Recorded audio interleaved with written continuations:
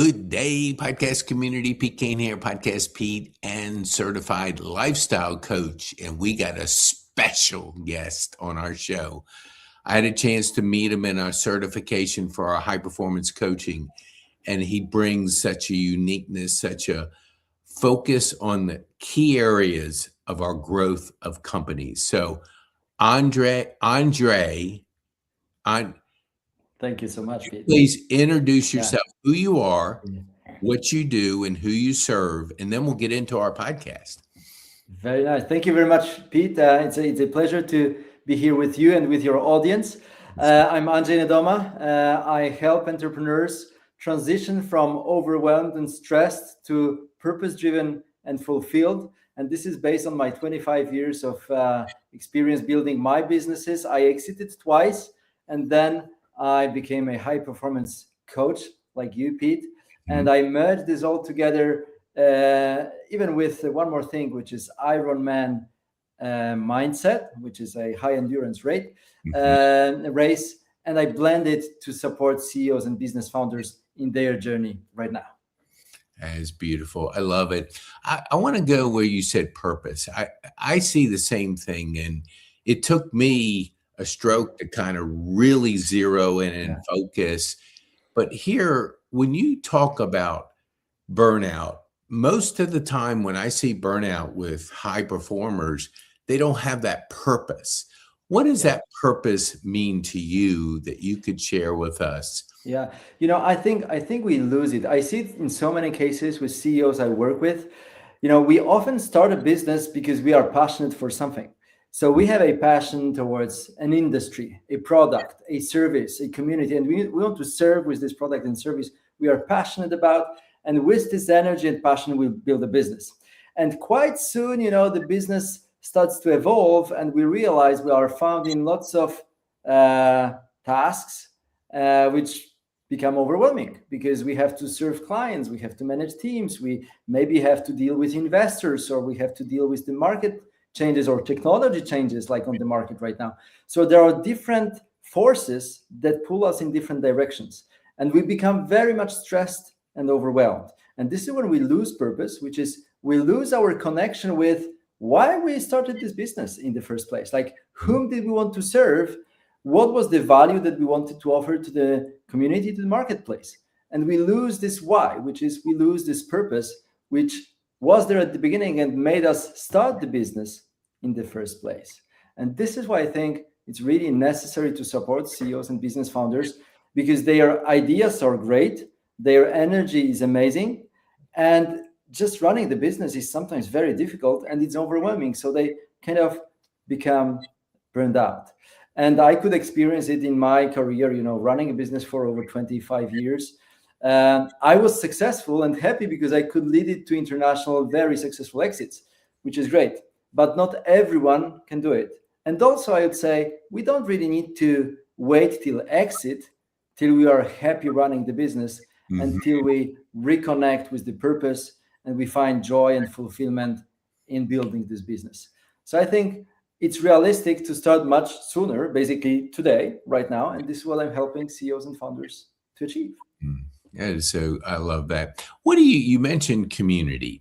What is community? How does community tie into building a purposeful business?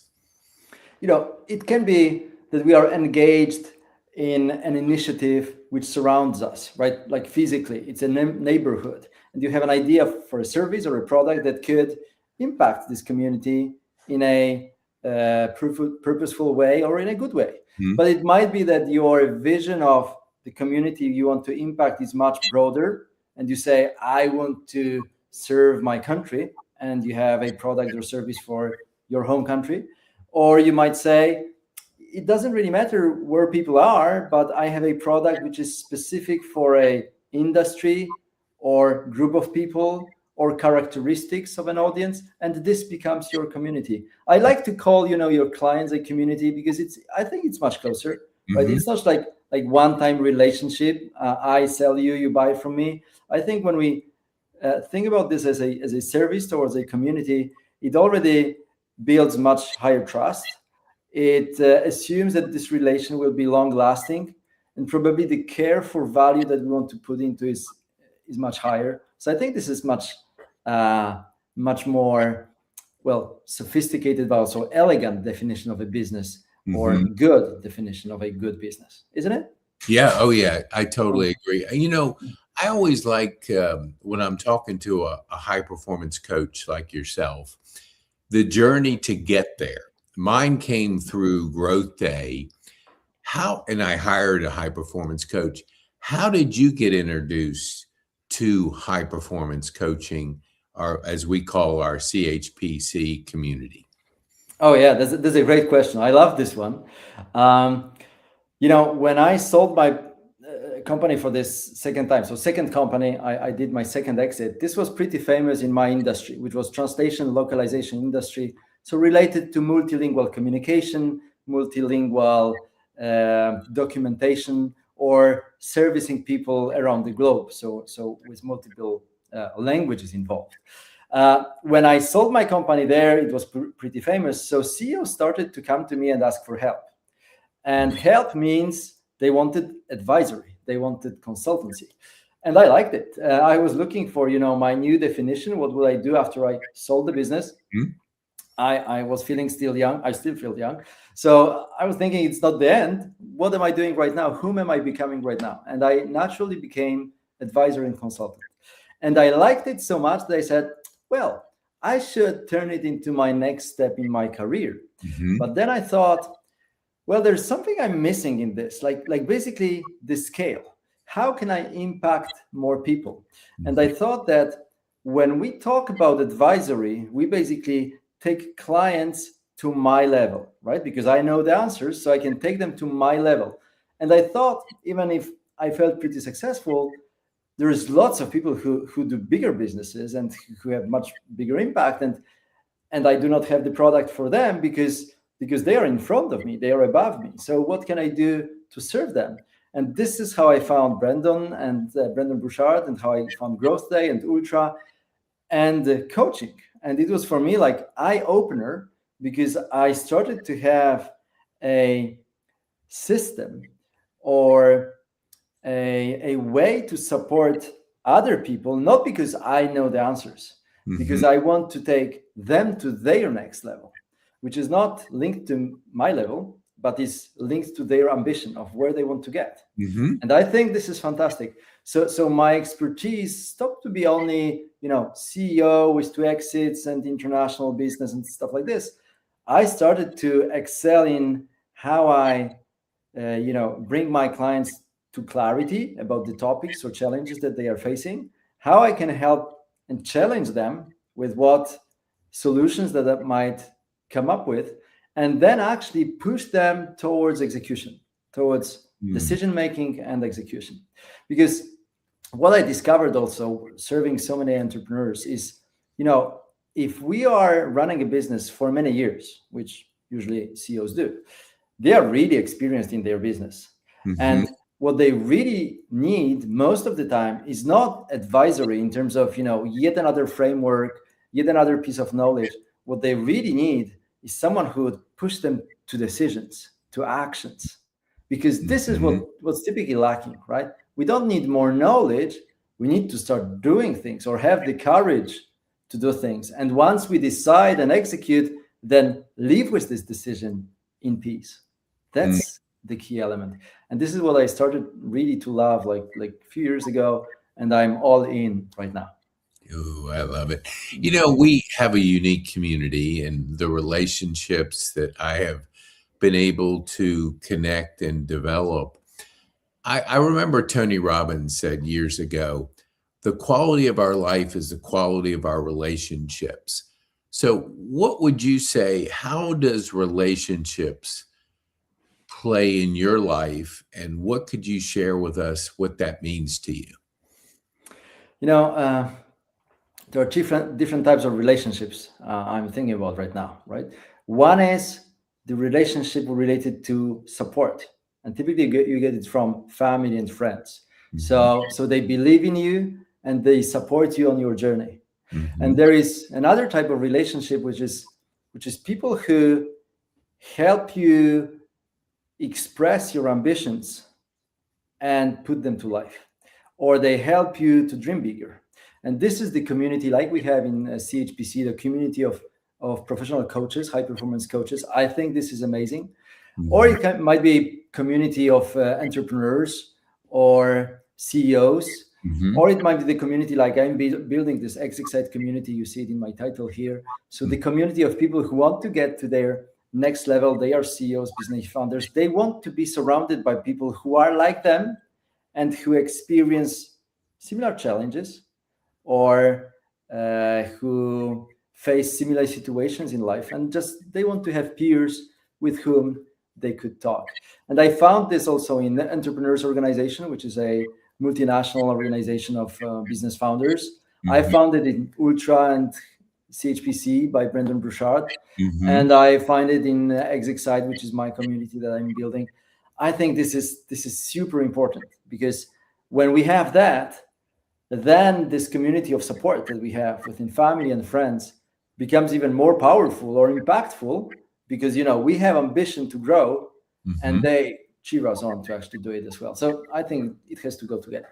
Mm. That How is so. does it sound? Yeah, no, I love it. I love it. I have a real good friend, and came. He's from Madrid, Spain, and so he came over here with a scholarship, and he didn't know one word of English when he came Yeah. to America. And so he's joined my Rotary over the last couple of years. And I've had him on my podcast a number of times.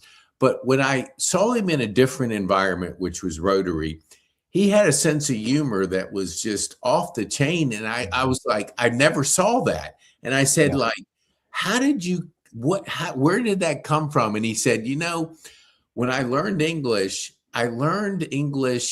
and I think more comical in English than I do my native language.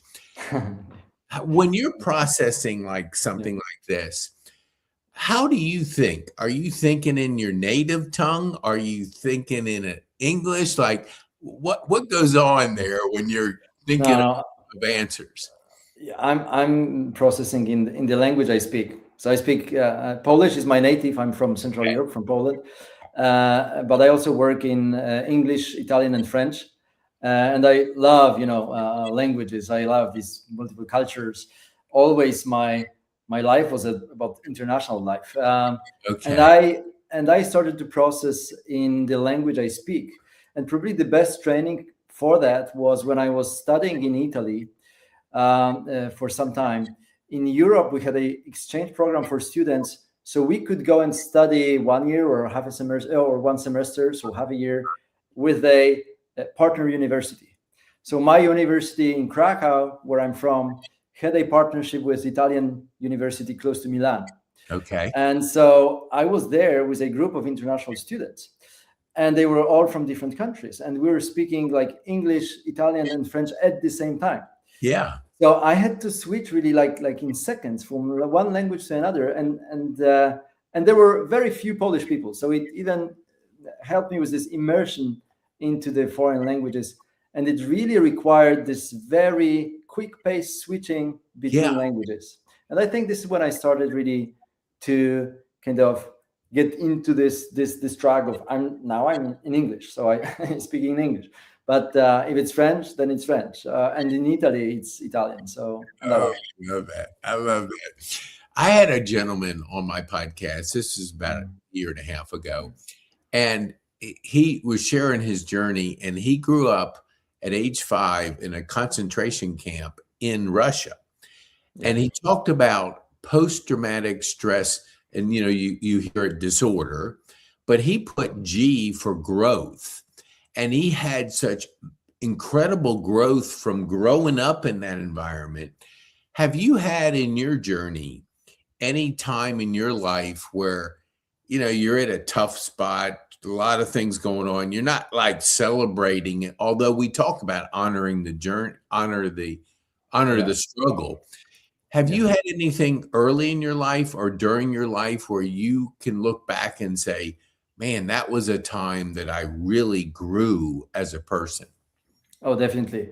It was when I had venture capital investors in my software as a service company.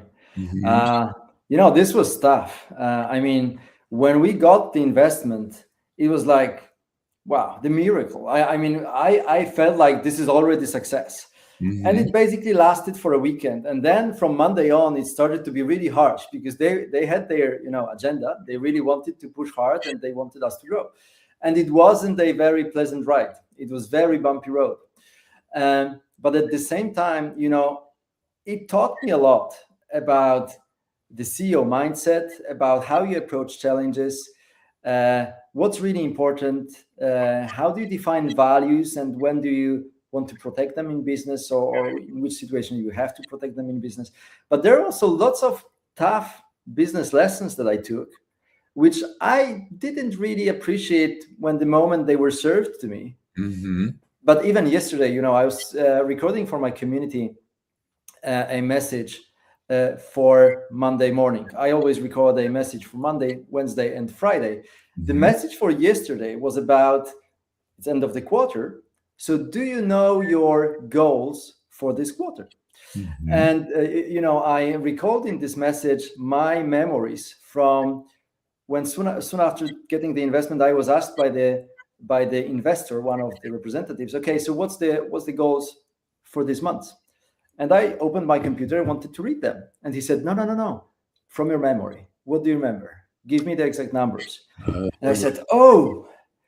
And he said, you see, if you don't know these numbers by heart, it means that probably you do not live with these numbers every day. You do not focus on that every day. Because if you did, you'd remember them at midnight. And this is the lesson that if you really want to achieve a goal, put these goals all around you so that you see it multiple times a day, because it helps you align your actions throughout the day to actually work towards the goals. Because if you're not thinking about the goals, maybe you get engaged or attracted by some activities which are kind of secondary towards your goals. Good lesson, isn't it? Yes. And this is one of the lessons I took from investors, and there is many of them that I'm sharing, in my daily recordings or in stuff that I publish on social media. I think this was like very intense 7 years that taught me immensely about how to run a business, how to work with external investor, how to be resilient. This is also when I started to train for Ironman, because I said, I'm getting mad. I need to find a way to clean my mind and come to the center with myself. And I thought I would participate in Ironman race, which is endurance race. I don't know if everyone is familiar. It's like, yeah, it's okay. So because of that, I started to train, because I thought training to Ironman is very similar to building the business. It's a long-term goal. It's very ambitious. It requires consistency, and probably you get beaten up many times during that, process, right? And I have a coach, and I really put myself on the program to grow there. By the way, a few friends told me, what a crazy idea. You had troubles with the company and you added Ironman training to that. But actually, this was a great mindset training, I realized. It is really a mindset training. So I think this was huge lesson. And now, I can say we ended up really successfully. We bought the investors out after 7 years. They made huge return on their investment. And then we sold the company at even higher valuation 1 year after we bought them out. So super successful story at the end, even though I was like breaking down so many times. Yes. So now I have stories to share with my clients and other CEOs. And also support them, with the message: if you're breathing, then you're still alive. We can. Yes. Turn it around. What do you think? I love you said a couple things here.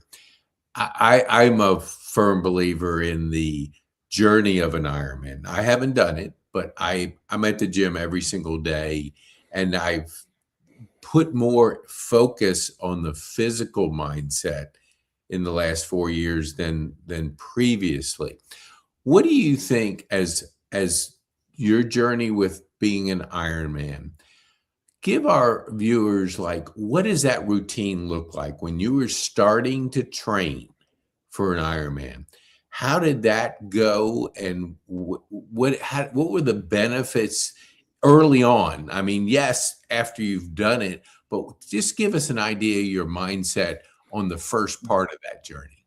Yeah, what really was important for me is getting trained to be in the process, which has a long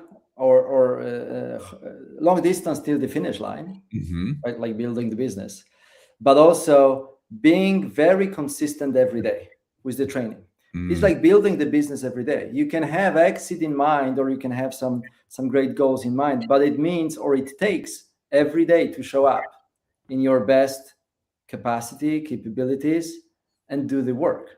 And sometimes you feel like this, and many times you actually don't feel like this. So for me, it was mostly training in the morning. I have small kids.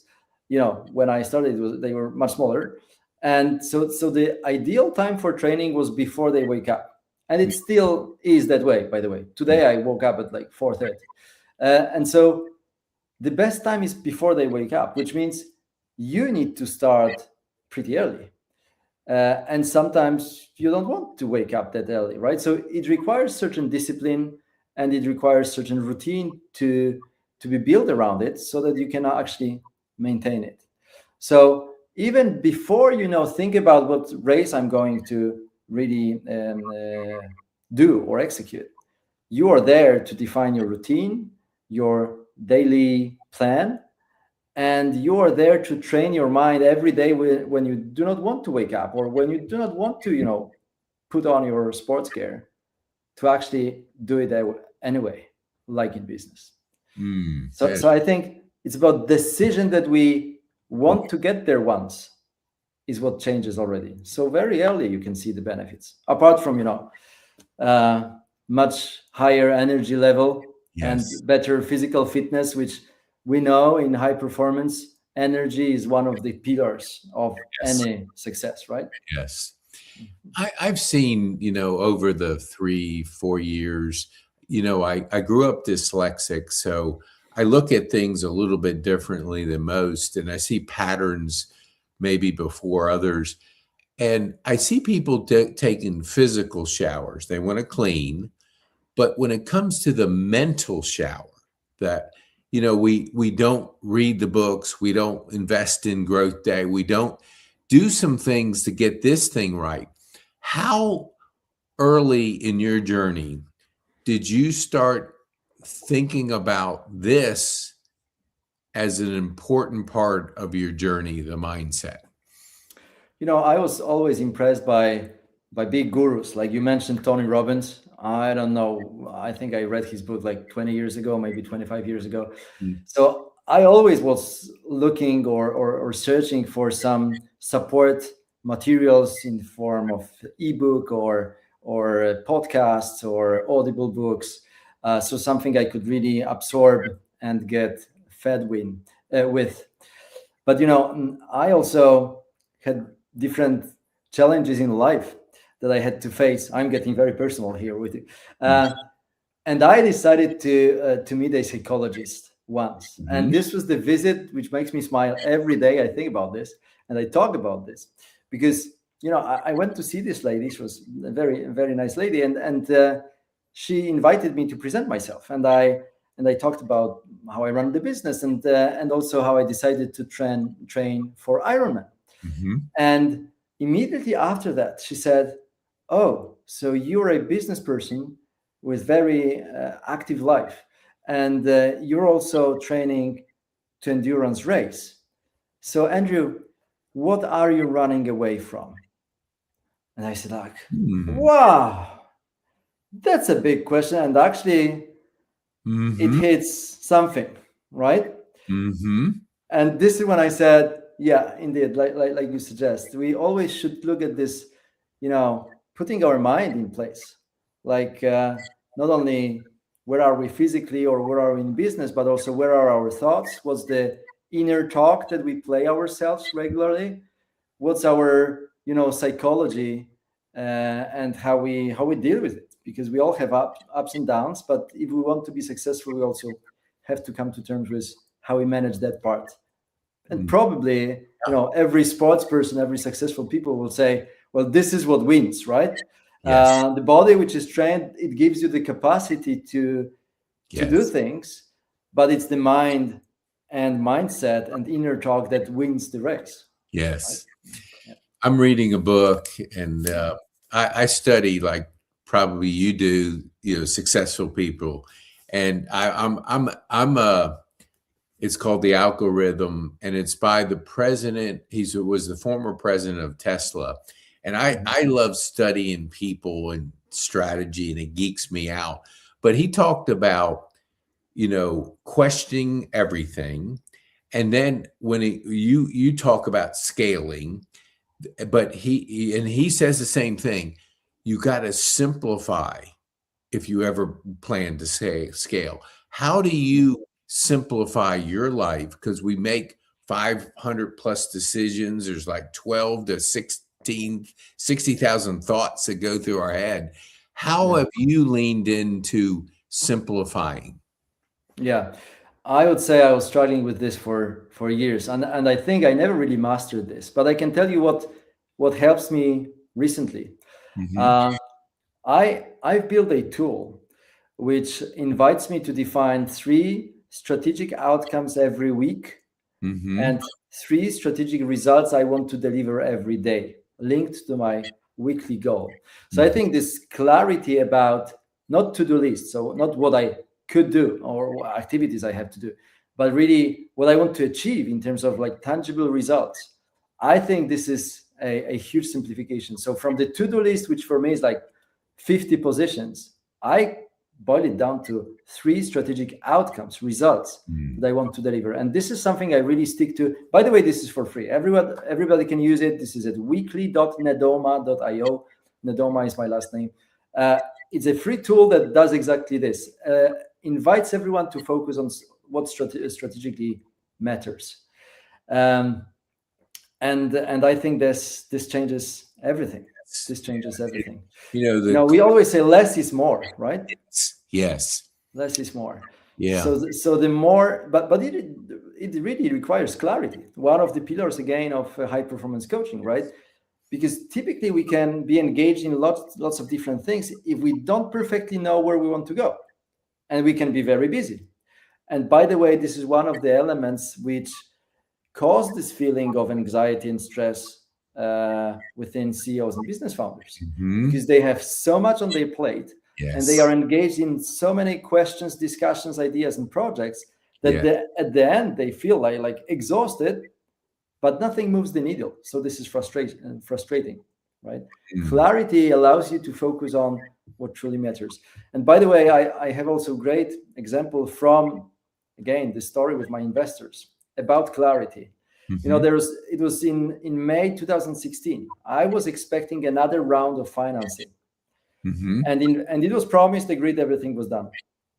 And like 2 weeks before, the investors pulled out, and they said, "No, we'll not give you money." I said, "How come? We need it like in 2 or 3 weeks."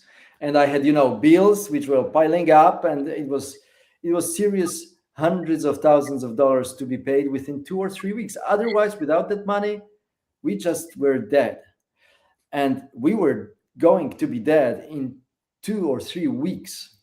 So when they told me we will not give you the money, I knew I have that little amount of time to bring the company to financial independence Mhm. from external financing and financial stability.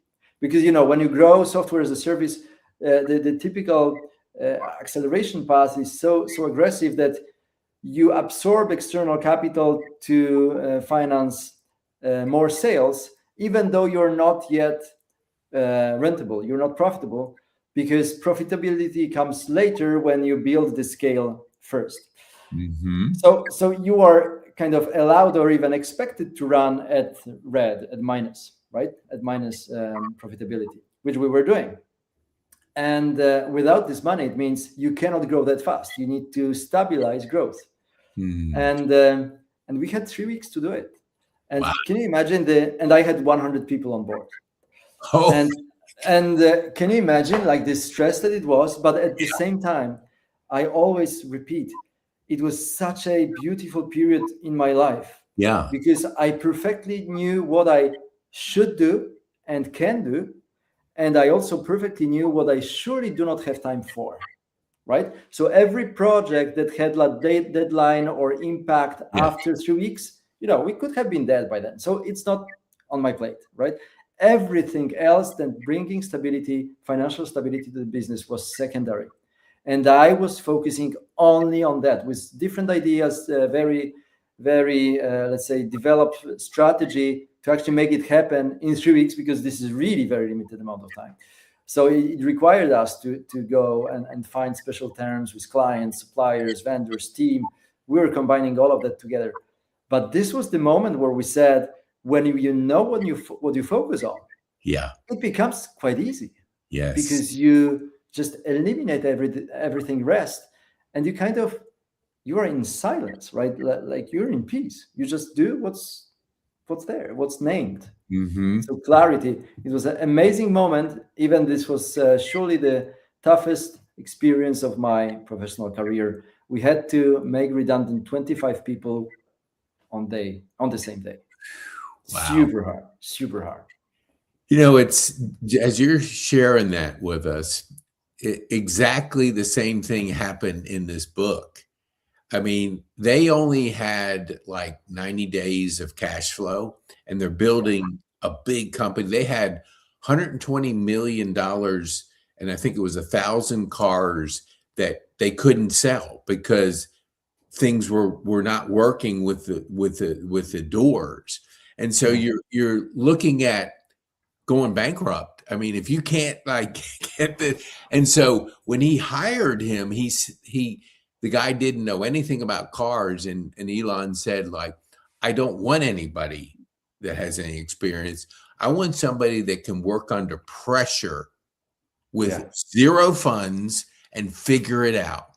And so, like you're sharing with us, I think it's so important to be that resourceful, figuring it out and not having, because when you get all that money, you spend it.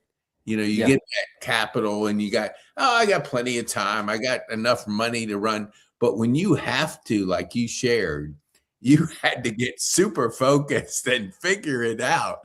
What do you think when you're looking at yourself today, and if you had to consult or give some wisdom or guidance to a 20-year-old Andre, what would you say to him? Oh, it depends from which angle of life, right? But if it is about life in general, I would say, if you don't know what to do, and I tell it to lots of young people around me, if you don't know what to do, Mm-hmm. go on a trip. Like, borrow money if you don't have money.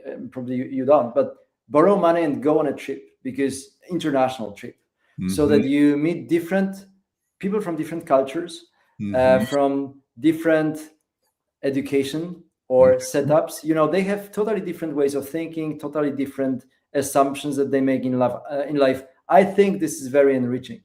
And by the way, you'll have so many examples of success stories, what Mm-hmm. people do for life and how they find joy. I think this is super educative experience to travel in Mm-hmm. general. And then when you run the business, I would always ask, where do you want to get? What's the question that you are answering or working on today, this week, this month? Get always to the clarity before you start working. Get clear on what's the challenge you are facing, what's the question you are solving, what's the goal you are after. And I know it's very hard, because we think we have goals defined, but Mm-hmm. actually we kind of have them. And if we ask about them, it's really difficult for many to name them in precise numbers or precise dates or precise terms. So this exercise is crucial, because you can be very busy and actually keep spinning around. And when you know where you're going, you already have good chances to get there, and surely you'll be looking for the most effective and efficient way to achieve that place. Um, and then everything becomes easy, because you know where you want to get, you know what resources you have, you know what you're lacking, so what you need to ask for help uh, about. So everything becomes kind of easier. You can be much more resourceful Hmm. when looking for ways to get to your named destination when you perfectly know where it is. Whoa, that is good. I love that. What if you were going to be 10 times more successful this year? What skill or habit would you have to adopt to get to Yeah. that place? Yeah, I love that question. Today we must answer AI, right? I at least once during this discussion we have to say AI, because otherwise today no podcast, no discussion counts, right? If we don't say AI. I think AI is very big for me. Of course, like I just said, it starts with clarity. So what do we want to achieve? And how far do we want to reach? What is that we are serving? In my case, it is serving the community of CEOs and founders. So what do I want to serve them with, and what level do I want to achieve? And then when we have a path towards there, we can think about how AI and technology in general can help us scale through automation. Mm, Like right now, I before having this podcast with you, this meeting with you, I had a session with one of my clients, and during this session, two of AI engines were running in the background. I have two computers around me here, mm, so one on each. We're doing certain tasks related to growth of our business. So I think this is an amazing opportunity. We can see in AIs like our employees, which cost much less than before, mhm, much less than before, because you can pay 100 or 200 dollars for a very sophisticated license, and even you can start with free versions or $20 versions, and and then they can really work for you mhm, as long as you know what this means. I mean, what work is to be done. So once you know where to go, you can decide what actions we can automate, and mhm. it surely helps you scale. And I really like you named Tesla today. But Elon Musk always says before you automate, you should also answer a question whether we have to do it at all, right? Yes. Maybe we can eliminate it. So Yes. first you eliminate, then you automate, and then you delegate. And I think if you do all of these three, you can really max out your performance and achievements. So this is what I'm working on. Because my ambition is really high. Appetite is I high. love it.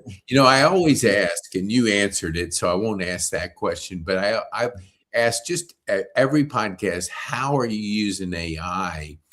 And Mhm. I get various answers. And I tell you, probably at least the people I'm talking to, 80% are just putting their big toe in. They're not even touching the potential of it.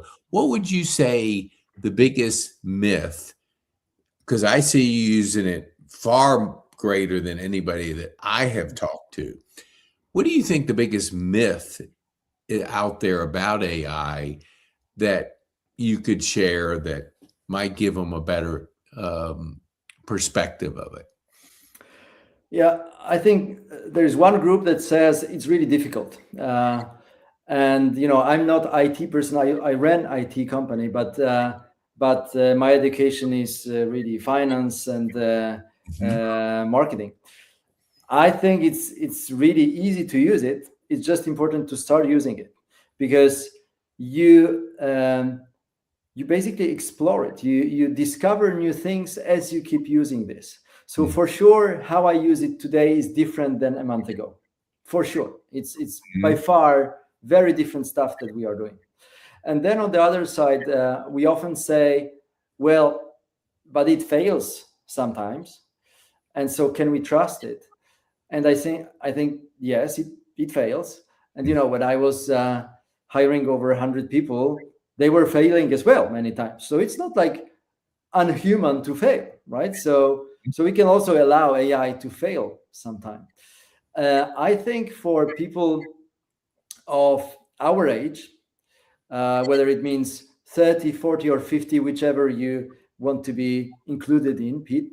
Mhm. Uh, I think we are very lucky because we've been doing lots of things before AI came. which gives us a capability to evaluate the quality of the output we are getting from it, right? I think this is really difficult for kids because when they never did it, Yes. before, so they probably do not know what good should look like and what great should look like. So it's hard to say for them to evaluate what they got, whether it is really good or not. And using the output without an evaluation might be risky or might be tricky. We are in great position because we know what great looks like. Mhm. And when we get it, we can really add like 5% or 10% of input or effort and make it really great, even though it is not perfect. So this is the piece of advice that I would give to everyone who says, well, I still don't believe it can perform very well. Well, it can perform well enough for you to save a lot of time. Maybe not 100% yet, but maybe 80 or Yeah. maybe 70, which is huge gain, right? Yes. Which is huge gain. Because if you can save 80% of time, that means you only have to put 20, which means you can do 5 times more things, right? Yes. That's the math. So I think this is amazing. Let's not be scared. Let's start working, because tomorrow you'll discover new things and you'll surely use it differently. Yes. And by the way, I think it's also getting simpler and simpler with Yes. all the new versions that I see coming on the market. More connectors, more or less sophisticated solutions are necessary to make things work. So I think it's even getting easier. So just start, decide what we want to achieve first, and then start looking for the answers there. Ooh, I love that. How does it sound? Yeah. Oh, that sound, I mean, that is phenomenal, because Yeah. I serve over at the local high school, and I go over there Mhm. once a month, and we teach a session on habits, Habitus by John Maxwell. And I've been doing, this is the second year. I have them for 4 years. But here's what I've observed is that just what you said, they don't have a frame of reference, because you and I have lived more lessons than most, but they Okay. don't have those lessons. So how would you, if you had I think there's 16 years old. So what would you say to a 16-year-old, given that you've done that? Because rapid change is coming. I mean, we're not going to stop it. It's coming, and it's coming like a Hazami or Tazami. How would you coach a 16-year-old that doesn't have the frame of reference? You see the rapid change coming with AI. What would you say to them? How would you Well, work yeah. with somebody like that? I think we should really suggest them to get used to a certain process of executing and evaluating, because we can do the evaluation on our own, right? They can probably not evaluate on their own, but they can look for parents or mentors or teachers, or Mhm. they can discuss in students groups or at school groups, discuss the outcomes that they have generated. I think it's important for them to use these tools, because the world is changing in that direction. It will not go back. So they will be very efficient users of that. Mhm. But whatever we do, we got used to this process that we always evaluate the output, right? For them, it might mean a different way to get to the perfect output. But probably we should teach them that whatever you get as the first result, maybe you should think about, is it good enough for your purpose? How do you know this is good enough? How can you check that? How can you ensure? Maybe it will mean a mentor or a teacher or a parent. Maybe it will mean another piece of technology that can provide the answers from different supplier, or more, with more sophisticated knowledge in a different field. But I think we should teach them that this process typically involves production and evaluation and improvement, and then they will be good. Ooh, yes, I love that. Yeah, that's great. Over here, I don't know if it's the same over in Poland, but we consume 4 hours of TV and 2.5 hours of like TikTok videos. How do you balance consumption versus creating? Like, there's a lot of information out there, a lot of stuff. how do you approach that, to keep being creative, to keep Yeah. leaning towards, because it always tends to pull us into the consumption Yeah. mindset. Do you have anything you could share with us? My experience is probably not very Polish. I try to live very international life, so Okay. Okay. I can tell you how it is basically around, me, which means in lots of countries in Europe. Uh, what I do, I try to eliminate the usage of social media as much as possible.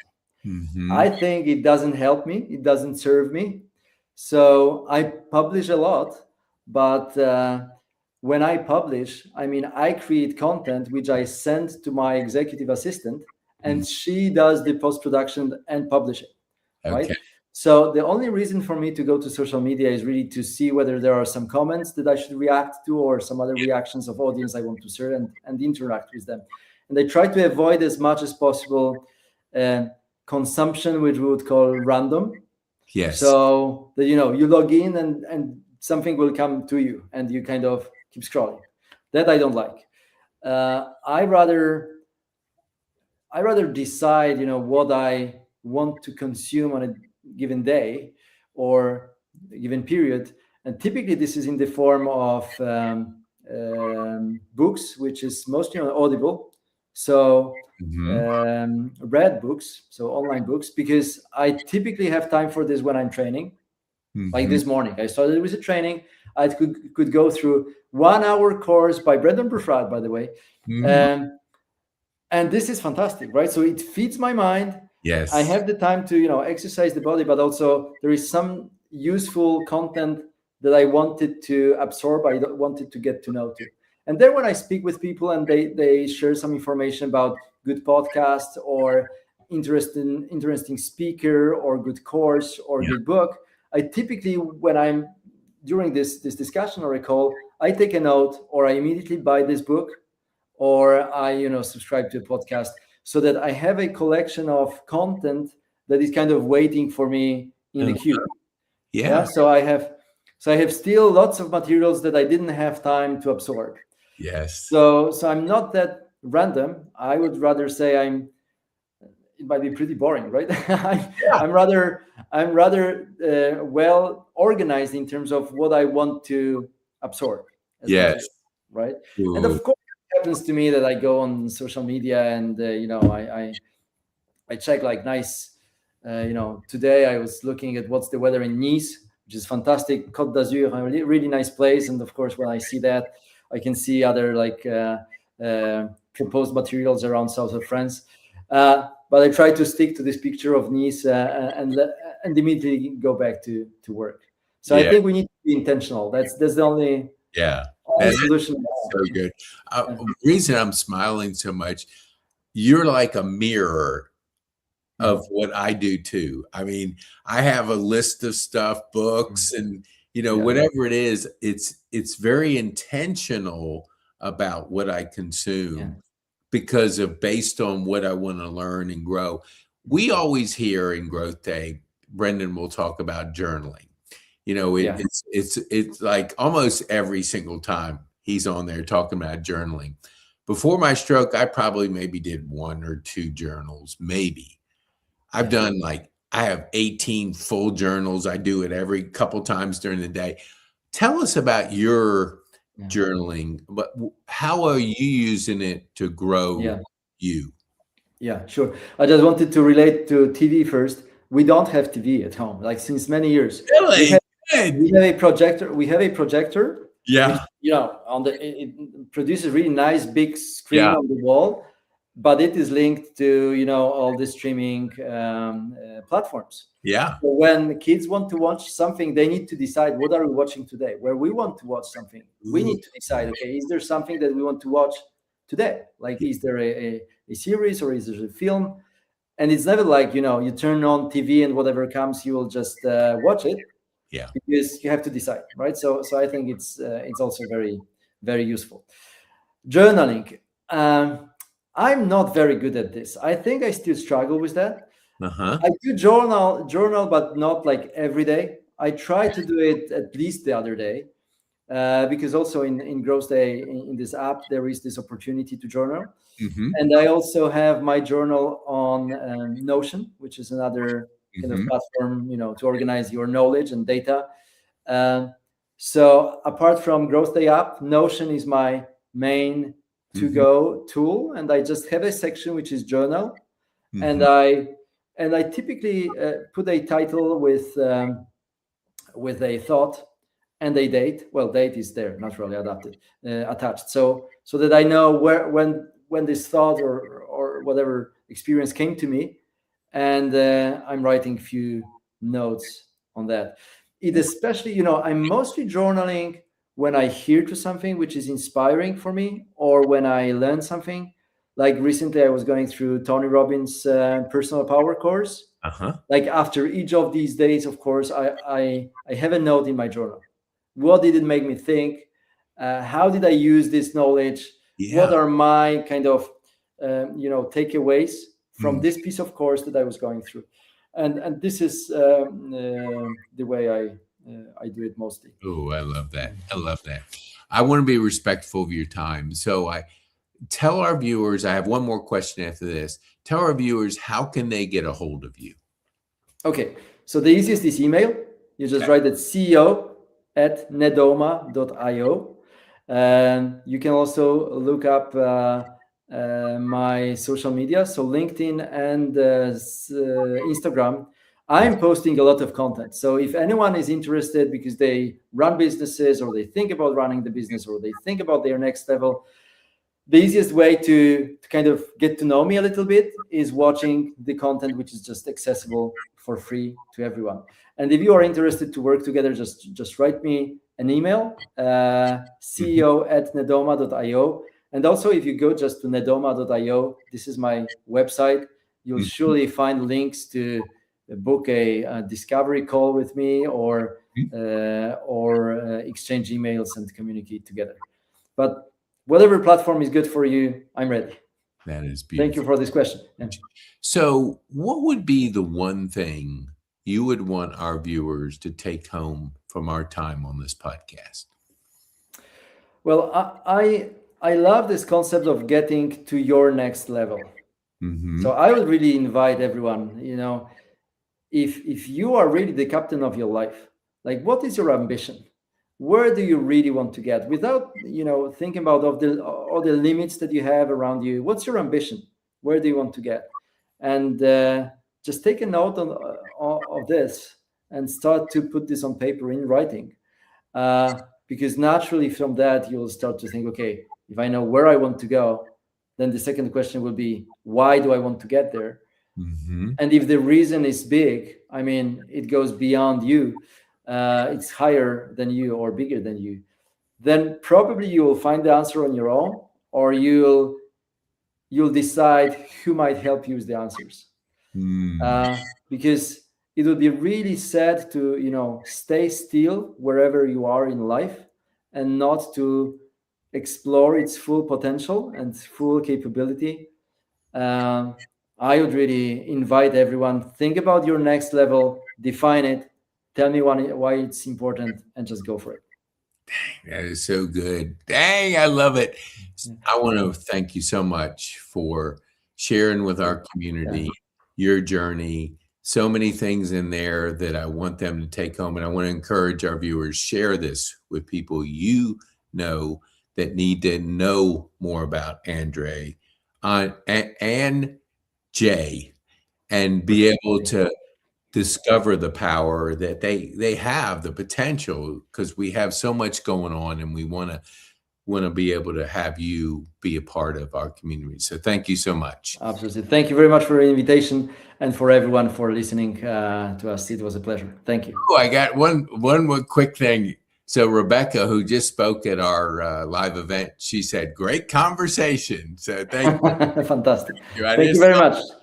I appreciate that. She's up early, and this is so good. So thank you so much. Okay. I appreciate you. Appreciate your time. And we appreciate anybody that wants to give us any comment. If you have a question, put it in there, and we'll be able to answer it for you, and we'll be able to share it with you.